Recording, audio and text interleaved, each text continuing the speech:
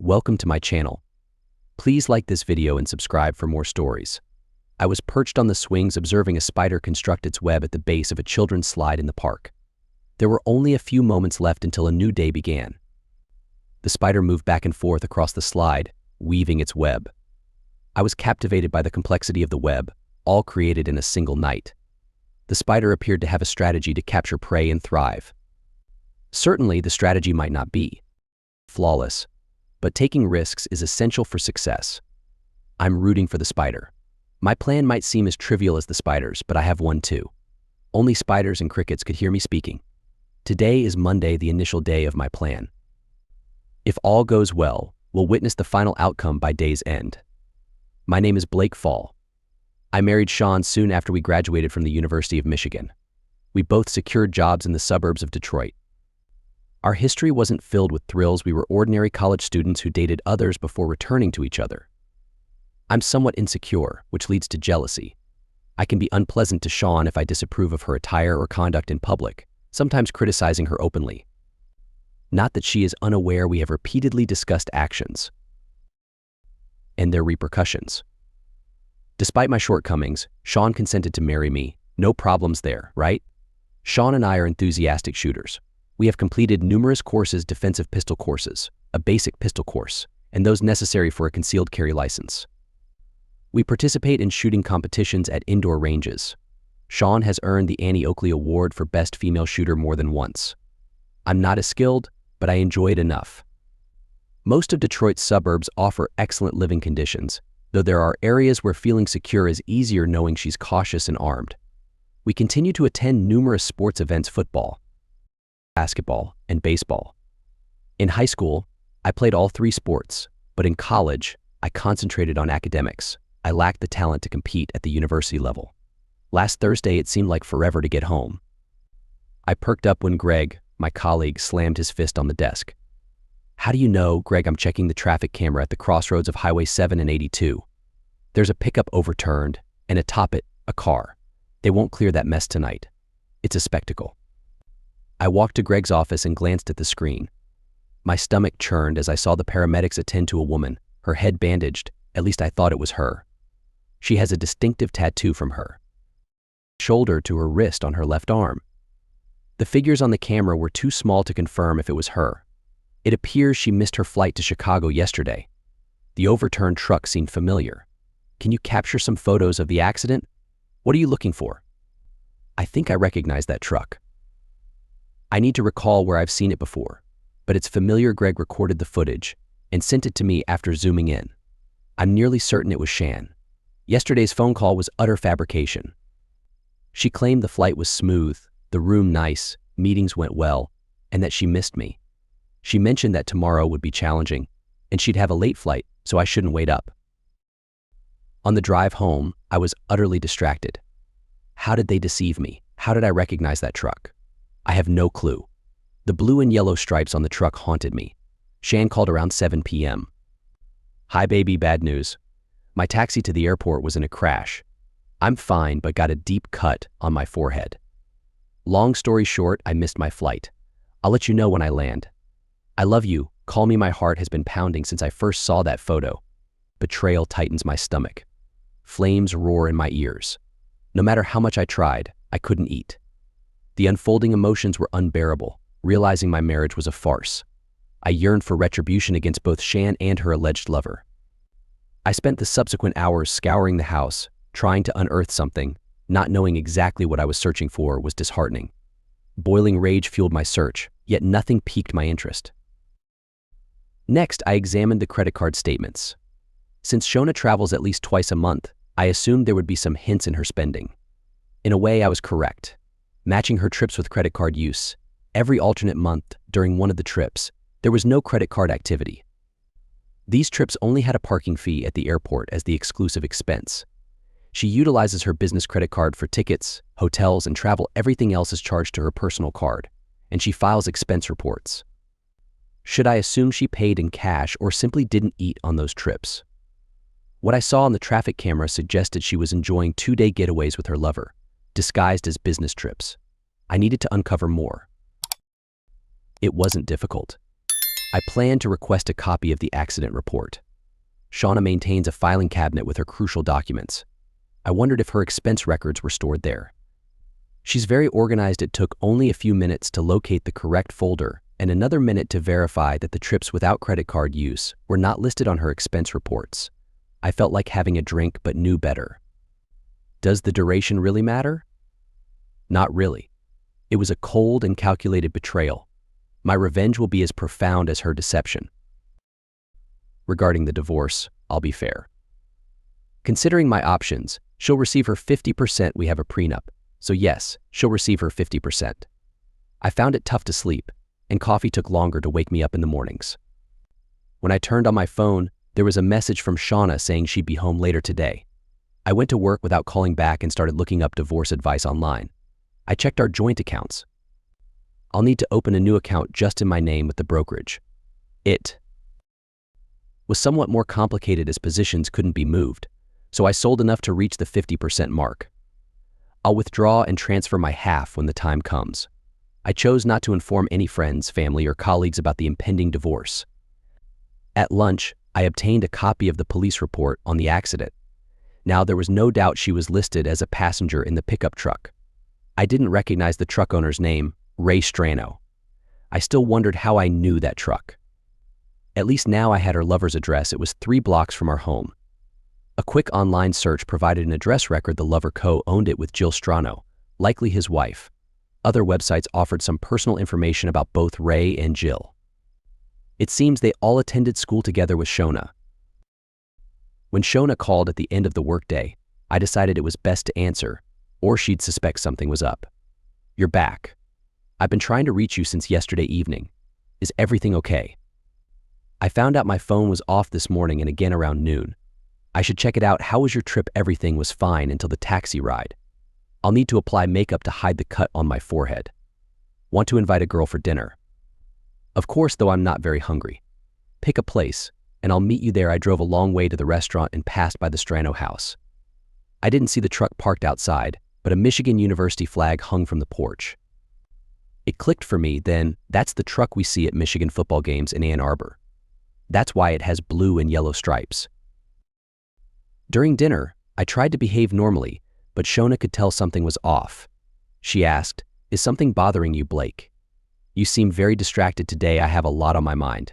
Don't worry about it." As Shauna started her nightly makeup routine, I climbed into bed and pretended to be asleep. In the morning, as I left for work, Shaha was still asleep. I searched through her car and found a cell phone hidden in the backseat cushions. Turning it on and scrolling through texts confirmed that Shauna and Rai had been involved for months, if not longer. "Well, I don't know what your punishment will be, but you'll definitely pay for this. I'm not one for confrontations, and I can't envision taking physical action against them both. It required imaginative thinking." I decided meeting with a lawyer would interfere with my plan. I was completely shocked upon discovering her affair. If my plan is to succeed, I'll need to act swiftly to safeguard what I can. I bought what I needed and spent the weekend avoiding Shauna. She wanted to be intimate on Saturday, but I declined and fell asleep. She attempted again on Sunday evening. We lay in silence, both disappointed. She eventually gave up and we fell asleep. I woke up early on Monday morning and spent some time in the park. I needed to confirm I was on the right path, the one I truly wanted to take considering Shauna's dilemma. I thought I had everything under control until that phone call. Monday mornings are always stressful at work. I answer several calls per hour. My office phone rang. The caller ID showed private. "This is Shauna. I know what you're doing with Ray. I want in." The quiet voice belonged to a man with an irritatingly high nasal tone. He hung up before I could respond. My mind was racing. I'd been discovered. For the rest of the day and evening, I couldn't be myself. One of our nightly rituals was having a cup of hot tea, which helps us unwind. Blake always drinks it before bed. Blake looked concerned and asked, "Are you sure everything's okay? You seem like something's bothering you today." "I'm fine, just something at work is bothering me. I need to distract myself with other things. Do you know of anything that could keep a girl occupied for a while?" I wanted to say we made love, but it didn't feel like love. I concluded they weren't going to speak to me. I'll wait and see what happens. Nightmares about Blake finding out haunted me. Reflections convinced me not to see Ray anymore. This is Shona, the same voice as before, ready to come and please me. No, I hung up. Less than a minute later, this is Shona. You both snored last night. You wore a tank top with a blue teddy bear. You sleep on the right side of the bed. I took a picture of you. I doubt he heard my sigh as I hung up after his statement.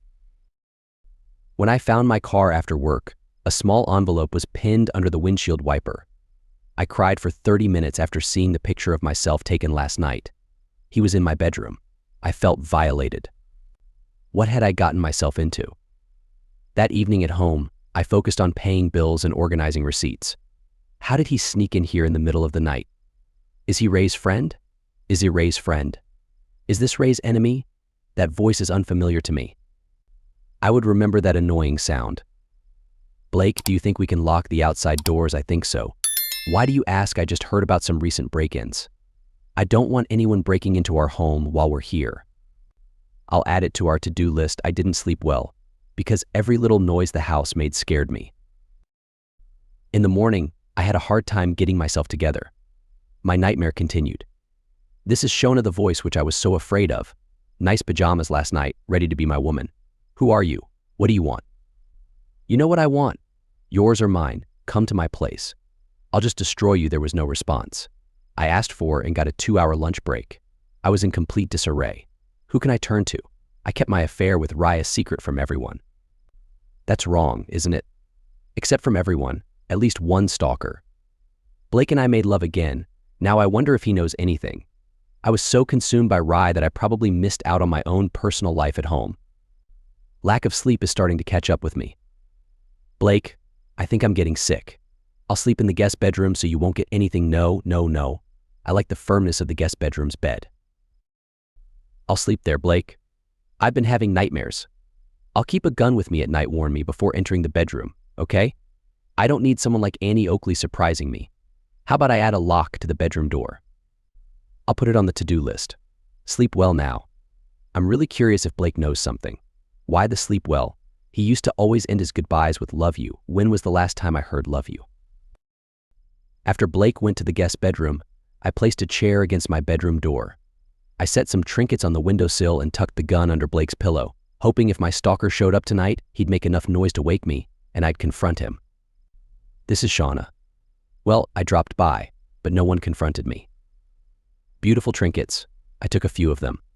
With Blake in another room, maybe I can incapacitate him. Then you and I can have some fun. The headboard of the bed should be perfect for handcuffs. He hung up before I could react. I rushed home for lunch and 3 trinkets were missing. I dashed to my bathroom. What have I gotten myself into?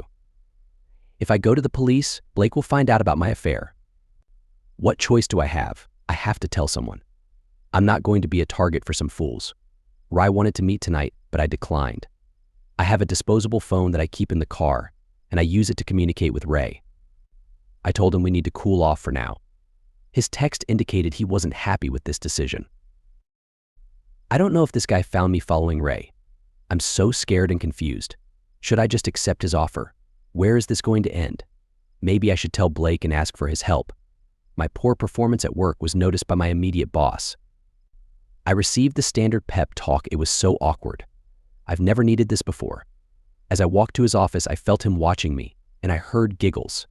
I cried for an hour before Blake came home. I freshened up and put on some new makeup before joining him for dinner. I felt a bit calmer. Try sneaking in now. On Friday morning, I tried to be productive, but that didn't last long after his call. This is Shona. The bells were cute. They got me a little excited, but you slept through it all. Did you see that I unloaded your gun and left bullets on the windowsill? I returned your trinkets too. I need Blake. I can't do this alone. I'll still have to do it alone. What a mess. The weekend isn't coming soon enough. At least he won't torment me at work. What if he's planning something for me this weekend? Blake was completely distant, avoiding me since the trip was planned for next Wednesday. I didn't know whether to agree or cancel. When is this guy coming for me? Is he so sick that he needs to follow me on the road? Blake was fast asleep when I finished. He never sleeps this late. I shook him several times before he came to. He sat up and looked at me, somewhat puzzled. Oh wow, am I not myself today? Almost 9. Are you feeling okay? Rubbing his neck, he flinched. I looked and saw a spider bite or something similar on his neck. It looks like you got bitten. Let me get you a plaster. The rest of the morning was filled with usual weekend chores. Around lunchtime, Blake went out to get Jamba Juice. My cell phone rang, and the caller ID was private. My mom hides all her calls, so I answered. Hi, I tried the sleeping pill on Blake last night. Since he's alive, I think we can move forward. I hung up the phone, shaking. My legs felt weak, and I couldn't hold back my nausea. I sprayed a lot of deodorant to cover any traces. I need to tell Blake. I can't keep living like this. But I can't tell Blake. I'm so confused and messed up. Why did I even do this? My head was spinning. All this drama for what? This isn't love. Rye was never that great of a lover, not even in high school. What was I thinking getting involved with him? Sunday wasn't any better than Saturday. Every time the phone rang, my blood pressure spiked. When I answered the private call, he was there again. Blake was working in the backyard on the lawnmower. Hi, time's up, Shauna. Next time you're alone, you'll be mine. And the line went dead before I could respond. I was sweating and trembling. Sooner or later, I'd be alone in the house. I couldn't take it anymore. The day dragged on, and I nervously watched the clock. I didn't feel like sleeping today. Just before bedtime, my world turned upside down. I need to run back to the office. I won't be gone for more than 90 minutes. Please don't go, Blake. Can't this wait until morning? I'll be gone just for a little while. We'll see each. Soon I made sure all doors and windows were locked, closed the bedroom door, and hung up wind chimes. I sat on the bed with the lights on, grabbing the gun from under the pillow. I checked the magazine and made sure it was loaded. My heart raced. And I panicked when I heard the floor creak.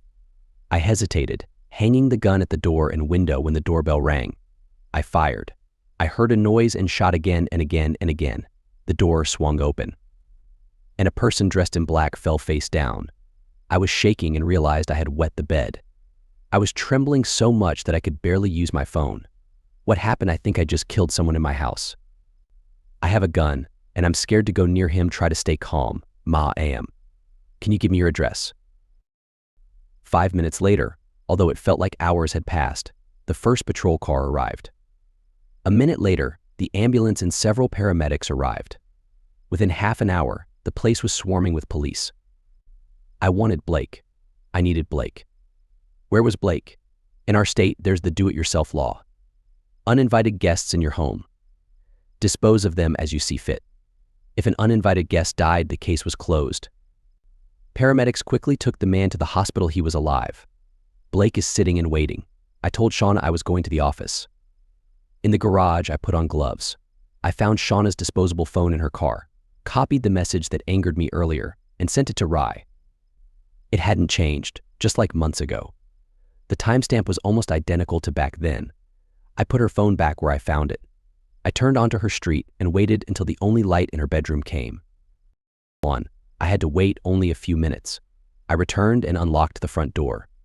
I hurried away and soon found myself in my office. We have many surveillance cameras, and I need my access card to get through the gates into the building and then to my office. I turned on my computer but just sat there contemplating. Will this really work? Once I devised my plan, I bought a disposable phone and downloaded a voice masking app. I noticed Sha was really anxious that first night at home. Every night I put a sleeping pill in her tea. Once she drank it and got into bed, she would pass out. That first night I moved her to get a good picture and printed it. The panic in her voice on the second day was exactly what I wanted. Since she was unconscious every night, I could make a lot of noise, and she wouldn't wake up. On Friday night around 3 a.m., I stood up and poked my scalp with a pen. I thought about the text from a few months ago that really upset me. He just left for the office. Come to me quickly, you don't have much time. I planned to go home in about an hour, or when the police call. An hour would mean the plan didn't work. A call from the police would mean success. My cell phone rang. This is Blake, Mr. Fall. Who's this, sir? This is Sergeant Willis. There's been a shooting at your house. Your wife is okay but very shaken. Can you come home to comfort her? I'm on my way already. I'll be there in 10 minutes. Who doesn't enjoy when a plan works out? Arriving home, the area was filled with red and blue flashing lights. I passed the guards and entered my house. When Shauna saw me, she jumped up, hugged me tightly, and started crying. Detective Sampson was sitting across from us. Mrs. Fall, an uninvited guest named Ray Strong is here. Do you know him? Oh my God, no, Blake. I'm so sorry, Shauna said, breaking down in tears. Excuse me, detective, my wife is clearly upset. Please give her a moment to calm down. All right, let's try this again. You know Ray Strong, don't you? We went to high school together at that moment. An officer patted Detective Sampson on the shoulder and whispered in his ear. He got up and left the room for a moment. I did my best to look shocked. When he returned and started speaking, Mrs. Fall, I'm going to have to take you in for questioning. Officer, please handcuff her, Shauna Fall. You have the right to remain silent. What's happening? Detective, we found his cell phone. Your wife invited him over tonight. We need to get to the bottom of this. What's happening? How could you, Blake? I didn't do anything like that. Please don't leave. I need you. I walked out of the house without looking back. That's all I could do to keep from smirking. From the driveway, I watched as they took Shauna away. She kept pleading, help me, Blake, please help me. It was only a matter of time before they found your phone and the message you sent inviting Ray over. I made sure they locked up the house after the yellow tape went up. I spent the night in a motel. Even the most outrageous plans have a chance of working out. Shauna used her one call to involve her parents. The police got a warrant and found Shauna's burner phone with the history of these burners talking and texting each other. It didn't look good for Shauna. My first call was to start divorce proceedings. Finances were uncovered and documented. She gets her 50%, but I won't have to pay her legal fees. I withdrew half of the money from our joint accounts in cash. I opened a new account in just my name and changed my direct deposit to that account. The brokerage account was simple since half of it was in cash. The divorce lawyer handled everything before Rai could take any legal action. That was good. He told me once the yellow tape was removed, I collected all of Shauna's things and took them to her parents' house. I hired professionals to clean the house. My lawyer went with me to the only police interrogation I was invited to. She tried to convince them that I had set Shay up. That was the only thing that made any sense to her because she told them she didn't send that last message. When they checked for tower information on her phones, they found it matching my story and their assumption that she was the criminal. Only 2 of the 5 shots hit. I guess I can accept that, although I was hoping for more from all those gun trainings. I watched from the gallery as she pleaded her case. They were after her, but she never told anyone about her affair. She never sent that message. My husband must have known and set me up, she claimed. The press caught wind of her being offered a plea deal. I think her overconfidence in handling things got the better of her again. She was found guilty and received a 20-year sentence.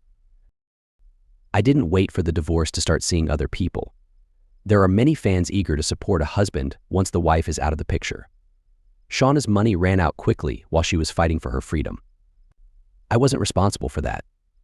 Even if Ray tried to sue, there were no joint assets of much value.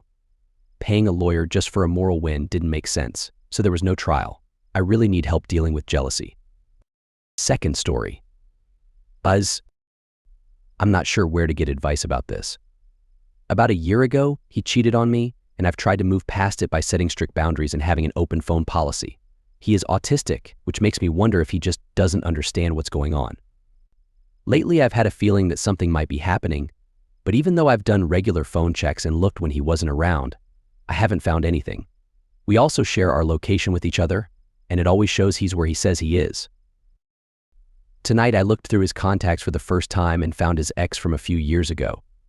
When I clicked on the contact, it took me to a completely different one.